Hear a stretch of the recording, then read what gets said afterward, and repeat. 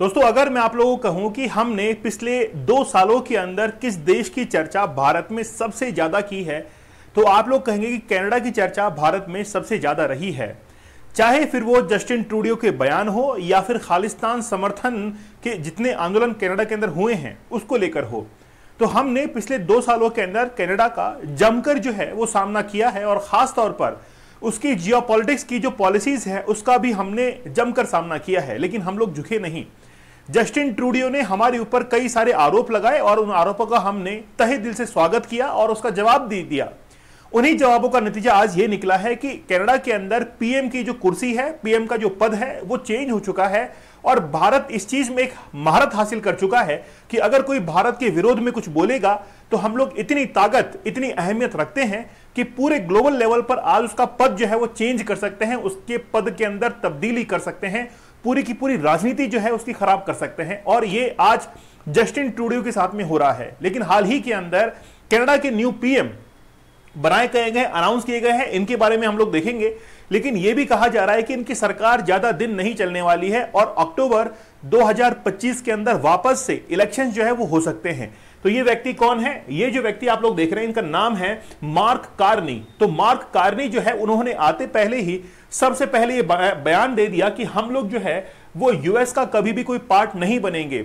US ये चाहता है कि कनाडा जो है वो यूएस का एक 51 स्टेट बन जाए। आप लोग जब यूएसए का फ्लैग देखते हैं तो उसमें 50 स्टार्स आप लोग देखते हैं। 50 जो सितारे हैं अमेरिका के, वो 50 उनके स्टेट्स हैं। अमेरिका का ये कहना है कि हम लोग 51वां जो राज्य है वो कनाडा को बनाना चाहते हैं, लेकिन कनाडा ने हमेशा इसका विरोध किया है। आज अमेरिका के पास में जो अलास्का वाला एरिया आप लोग देखते हैं, वो अलास्का पहले अमेरिका का नहीं था, इससे पहले वो रशिया का हुआ करता था। लेकिन एक ट्रीटी के तहत रशिया ने वही अलास्का जो है वो आज अमेरिका को दे दिया था। इसी बीच अमेरिका को यह लगता है कि हम भी जिस देश पर हाथ रखेंगे वो देश हमारा हो जाएगा। इन्होंने ये पॉलिसी जो है वो ग्रीनलैंड के ऊपर भी अपनाई थी, यही जो पंच है वो कनाडा के ऊपर भी अपनाया, लेकिन दोनों के ऊपर ही ये कारगर साबित नहीं हुआ और दोनों ही राष्ट्रों ने मना कर दिया कि हम लोग यूएस का एक स्टेट जो है वो नहीं बनना चाहेंगे। और इसी बीच में मार्क कार्नी जो है, उन्होंने आते सबसे पहले यही बयान दिया कि हम लोग यूएसए के दबाव में नहीं है। यहां तक कि हम लोग बात करें कि उन्होंने कई सारे जो यहां पर स्टेटमेंट्स हैं वो दिए हैं। इन्होंने कहा कि हम लोग यूएस प्रेसिडेंट डोनाल्ड ट्रंप जो है उनके रिपीटेड थ्रेट्स जो है उनको नकारते हैं। और आप लोगों को जानकारी बता दूं कि लिबरल पार्टी जो है वो हमेशा से ट्रंप के विरोधी ही रही है। Shortly after he was sworn in a Canada's 24th prime minister, तो ये जो है वो अभी 24वें प्रधानमंत्री बने हैं, रिप्लेसिंग जस्टिन ट्रूडियो। तो जस्टिन ट्रूडियो जो है, इनके बारे में हम लोग बात करने वाले हैं कि आखिरकार इनको रिप्लेस क्यों किया गया है, किन हालातों के अंदर रिप्लेस किया गया है, जो कि 2015 से कमान संभाल रहे थे कनाडा के पीएम की। हाल ही के अंदर ट्रंप के द्वारा यह भी अनाउंस किया गया था कि हम लोग टैरिफ्स के अंदर जो है बहुत बड़ा बदलाव करेंगे और कनाडा, इंडिया, बहुत सारे देश ऐसे हैं जिनके ऊपर टैरिफ्स दुगना लगाया जाएगा, मतलब दुगनी लगान। लेकिन कनाडा ने इस चीज को एक्सेप्ट भले ही कर लिया हो, लेकिन भारत ने कहा कि हम लोग इसका मुंह तोड़ जवाब देंगे। लेकिन उसके बाद में फिर ट्रंप जो शासन था, उन्होंने ये कहा कि हम लोग अभी इंडिया के ऊपर ये जो टैरिफ्स है वो नहीं लगाएंगे, कुछ समय के लिए रुक जाते हैं। साथ ही के अंदर कनाडा ने, यानी कि अभी जो पीएम बने हैं मार्क कार्नी, उन्होंने कहा कि will never ever in any way shape of form be part of the United States. हम लोग जो है वो किसी भी हालत के अंदर यूएस का एक पार्ट जो है वो नहीं बनेंगे। सबसे पहले हम लोग यूएस कनाडा की कुछ पार्टीज देख लेते हैं। जैसे लिबरल पार्टी ऑफ कनाडा है, जिसका जन्म 1867 के अंदर होता है और मार्क कार्नी जो है वो हाल ही में इसके प्रधानमंत्री बने हैं, इसके लीडर बने हैं। इनके पास में 153 सीट है टोटल। अगर बहुमत साबित करना है तो 338 सीट जो है वो उनके पास में होनी चाहिए, लेकिन फिर भी हम लोग देखते हैं कि इनके पास में बहुमत नहीं है। 17 सीटें जो है वो दूर है, क्योंकि लगभग हम लोग यहां पर देख सकते हैं कि 170 सीट मिनिमम उनको यहां पर चाहिए होगी। उसके बाद में कंजर्वेटिव पार्टी है, और कंजर्वेटिव पार्टी के 2003 के अंदर जो प्रधानमंत्री बने थे, या फिर हम लोग कहें कि लीडर जो है वो यहां पर रहे थे। फिर ब्लॉक है, यानी कि बीक्यू पार्टी है, और फिर न्यू डेमोक्रेटिक पार्टी है, जिसके अभी अध्यक्ष जो है वो है जगमीत सिंह। अभी हम लोग इस व्यक्ति की चर्चा करने वाले हैं कि आखिरकार जगमीत सिंह ने किस तरीके से जस्टिन ट्रूडियो की इस पूरी की पूरी राजनीति जो है उस पर कालिक पोत दी है, इसके बारे में आज हम लोग चर्चा करने वाले हैं। चलिए बड़ा विस्तार से बात करते हैं। सबसे पहले जस्टिन ट्रूडियो को हम लोग अच्छे से इनसे बातचीत करते हैं। जस्टिन ट्रूडियो जब से प्रधानमंत्री बने थे कनाडा के, तब से कनाडा की इकोनॉमी काफी डाउन जा रही थी। इसीलिए कनाडा को एक ऐसे पीएम की जरूरत थी जो कि उनकी इकोनॉमी को बूस्ट कर सकता है। रही कहीं कसर इन्होंने मतलब जस्टिन ट्रूडो ने तब जो है पूरी कर दी जब 2020 के अंदर भारत में फार्मर्स के प्रोटेस्ट हो रहे थे और उस समय इन्होंने एक स्पीच जो है, एक बयान दिया और ये कहा कि इंडिया के अंदर जो फार्मर्स के साथ में हो रहा है वो बिल्कुल गलत हो रहा है, हम लोग भारत के किसानों के साथ में खड़े हैं। उसके बाद में ये सिलसिला जो है वो यही नहीं थमा, बाद में जैसे ही जो फार्मर्स का प्रोटेस्ट था वो और बढ़ने लगा तो कनाडा के अंदर भी जो ट्रक ड्राइवर्स थे उन्होंने भी स्ट्राइक करना शुरू कर दिया और कनाडा के लिए वही जो है वो मुसीबत बन गया। जब G20 के अंदर शिरकत की थी, कनाडा ने पार्टिसिपेट किया था, उस समय भी प्रधानमंत्री और कैनेडियन जो प्राइम मिनिस्टर हैं जस्टिन ट्रूडो, इनके बीच में काफी बातचीत हुई थी। लेकिन इसके बीच में मैं एक लाइन ड्रॉ करना चाहूंगा क्योंकि भारत के प्रधानमंत्री नरेंद्र मोदी जी ने जब इनको इन्वाइट किया था कि आइए बैठते हैं और साथ में डिनर करते हैं, तो उस डिनर टेबल के ऊपर जस्टिन ट्रूडो नहीं आए थे और उसका नतीजा यह हुआ कि जब इनको भारत छोड़ के जाना था अपने देश के अंदर, उस समय इनके नवाबजादे भी इनके साथ में थे और इनका जो प्लेन था वो खराब हो गया था। हमने कहा था कि भाई आप हमारे प्लेन की मदद से आप कनाडा पहुंच जाइए, लेकिन इन्होंने इनकार कर दिया कि हम लोग जो है इंडिया का प्लेन इस्तेमाल नहीं करेंगे, हम अपना ही प्लेन कनाडा से मंगवाएंगे और उसी की सहायता से हम लोग वहां पर जाएंगे। और उस समय साफ जाहिर था कि कैनेडियन पीएम जो है वो कहीं ना कहीं भारत से नाराज हैं और जैसे ही वो पहुंच जाते हैं कनाडा के अंदर, अगले दिन ही पार्लियामेंट से एक स्पीच जो है वो देते हैं और ये कहते हैं कि हरदीप सिंह निज्जर, जिसकी हत्या 18 जून 2023 को कर दी गई थी एक गुरुद्वारे से बाहर निकलते वक्त, और इसका इल्जाम जो है वो भारत के ऊपर लगाया था। भारत ने साफ तौर पर इनकार कर दिया था कि भारत ने हरदीप सिंह निज्जर जो कि खालिस्तानी समर्थक है, इसका कभी भी जो है वो मर्डर नहीं करवाया है। लेकिन जस्टिन ट्रूडो ने यह कहा कि भारत के द्वारा ही 2 लोगों को भेजा गया जो कि बाइक सवार थे और उन्होंने हरदीप सिंह निज्जर की हत्या की थी। ये जो व्यक्ति आप लोग यहां पर देख रहे हैं, यह है जगमीत सिंह, जो कि एनडीपी पार्टी के अध्यक्ष हैं।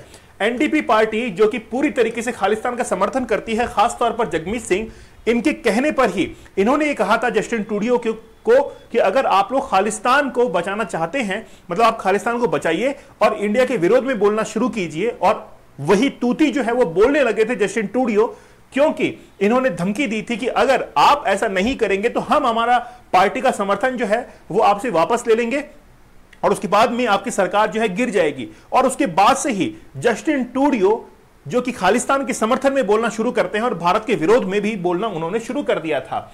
और ट्रूडो की पार्टी के बारे में अगर हम लोग देखें तो ये भी लिबरल पार्टी से ही बिलोंग करते हैं। इनके पास में भी बहुमत जो है वो नहीं था, क्योंकि 338 सीटें कुल हैं, उसमें से बहुमत के लिए 50% + 1 मतलब 170 सीटें चाहिए होती हैं। इनके पास में 153 सीट थी, इसीलिए इन्होंने एनडीपी न्यू डेमोक्रेटिक पार्टी के साथ में कोलैबोरेशन किया और ये जो अपना बहुमत था इसको पूरा करके अपनी सरकार जो है वो बनाई थी।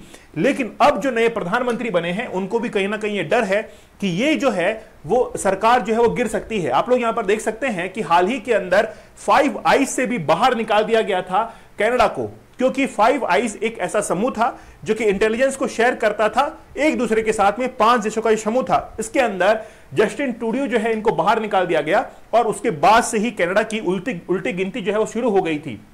इनके ऊपर यह आरोप लगा था कि जिस समय हरदीप सिंह निज्जर की हत्या की गई थी उस समय इंडिया के जो लोग थे उन्होंने हत्या करवाई थी और हमको ये जो इंटेलिजेंस इनपुट है ये 5 आइज से ही प्राप्त हुई थी।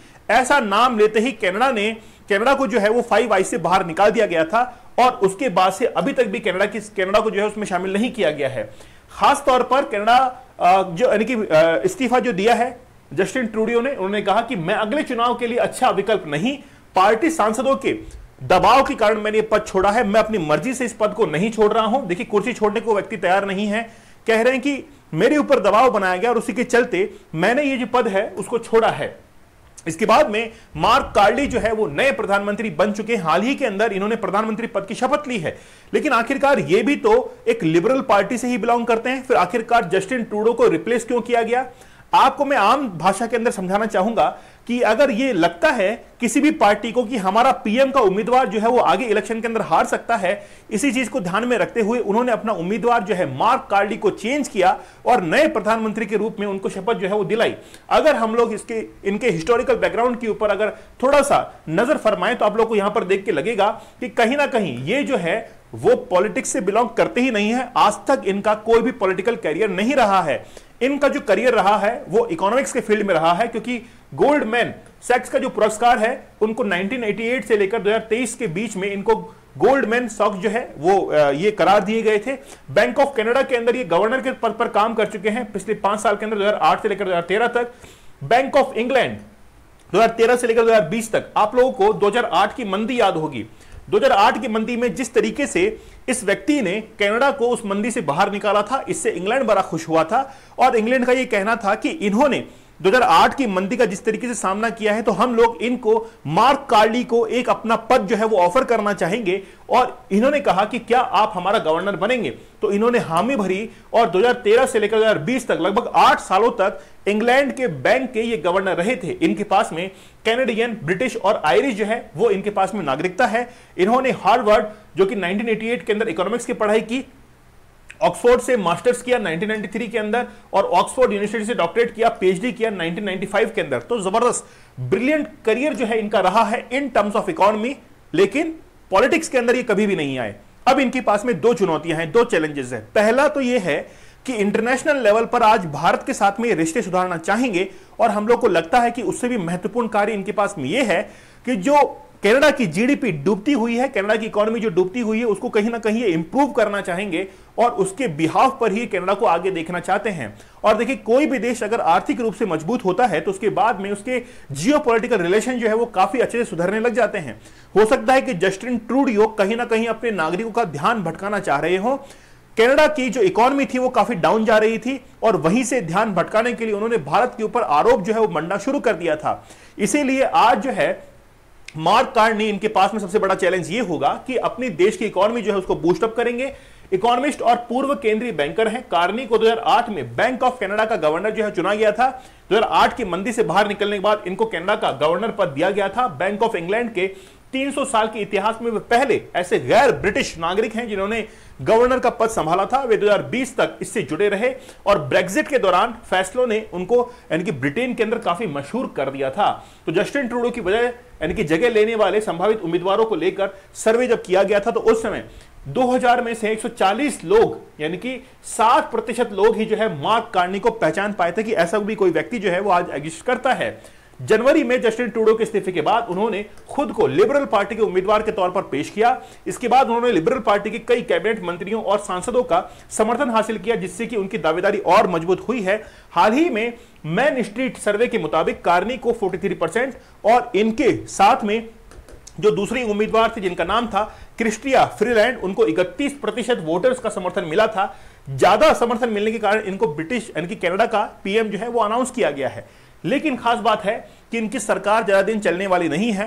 हो सकता है कि अक्टूबर 2025 के अंदर वापस इलेक्शन हो या उससे पहले भी हो सकते हैं, क्योंकि ये जो है वो कॉलिशन गवर्नमेंट है, गठबंधन की सरकार है, उससे पहले भी ये अपने इलेक्शंस को कंडक्ट करवा सकती है। तो जल्द ही जो है आपको कनाडा के अंदर इलेक्शन देखने को मिलेंगे। तो हो सकता है कि वापस से आपको एक और नया प्रधानमंत्री जो है कनाडा का वो पढ़ाया जाए। लेकिन बात यह है कि क्या भारत और कनाडा के रिलेशन सुधर पाएंगे? तो यहां तक तो हमको यह लगता है कि कहीं ना कहीं अगले 7-8 महीनों के अंदर ये भारत के ऊपर फोकस नहीं करेंगे, ये टोटली फोकस करेंगे यूएस और अपनी इकोनॉमी को सुधारने के अंदर। क्योंकि कनाडा के साथ कनाडा और इंडिया के रिलेशन पहले ही काफी बिगड़ चुके हैं और जब तक एक खालिस्तान का मुद्दा बीच में रहेगा तब तक कनाडा और इंडिया के रिलेशन नहीं सुधर पाएंगे। और ये तो जो है इंडिया कभी भी नहीं होने देगा कि खालिस्तान समर्थन जो है वो भी काम करते रहे और हमारा कनाडा के साथ में अच्छा रिलेशन रहे। भारत कभी भी जो है खालिस्तान का समर्थन नहीं करता है। चलिए दोस्तों, आप लोग हमारा साइंस इन डेप्थ इस बैच को जरूर ज्वाइन कीजिए, जिसमें हम लोग बायो, फिजिक्स और केमिस्ट्री को ज्वाइन कर रहे हैं। टॉपिक वाइज एमसीक्यू आपको लाइव पढ़ाए जा रहे हैं। बैच की प्राइस काफी कम है, अभी होली पर जो है ऑफर चल रहा है। 200 रुपीज के अंदर आप लोग इसको ज्वाइन कर सकते हैं और 80% तक डिस्काउंट चल रहा है। दोस्तों, अगर आप लोग अपनी लाइफ को चेंज करना चाहते हैं तो मैं आप लोगों से कहूंगा कि आप लोग अपने आप से चैलेंज लीजिए। 75 डेज का हार्ड चैलेंज, जो कि आपको पोर्नोग्राफी से कोसों दूर रखेगा। और हर दिन आपको एक चैलेंज दिया जाएगा, हर दिन एक टेक्निक समझाई जाएगी कि कैसे आप अपने सबकॉन्शियस माइंड को रीवायर कर सकते हैं। चलिए तो मिलते हैं आप लोगों से अगले सेशन के अंदर। तब तक धन्यवाद, थैंक यू, जय हिंद।